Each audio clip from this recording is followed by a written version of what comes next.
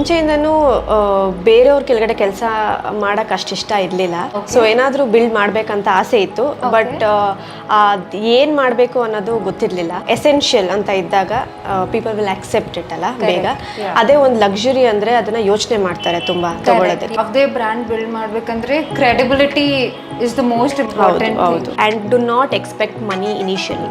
ಏನೇ ಒಂದು business start ಮಾಡಿದಾಗಲೂ ದುಡ್ಡು ಬೇಕು ಅಂತ ಬಿಸ್ನೆಸ್ ಸ್ಟಾರ್ಟ್ ಮಾಡಬಾರ್ದು. You should be passionate about what you're doing.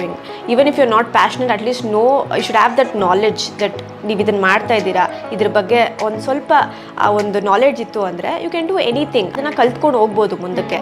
ಏನೂ ಗೊತ್ತಿಲ್ಲದೆ ದುಡ್ಡುಗೋಸ್ಕರ ಮಾಡ್ತೀನಿ, ಇದನ್ನು ಮಾಡೋಣ, ನನ್ನ ಫೈನಾನ್ಷಿಯಲಿ ಪ್ರಾಬ್ಲಮ್ ಇದೆ ಅಂತ ಸ್ಟಾರ್ಟ್ ಮಾಡಿದಾಗ you end up nowhere on money growth ಅಷ್ಟೇ ಅಲ್ಲ. What I do is I focus on my product and I want to give the best product in the market.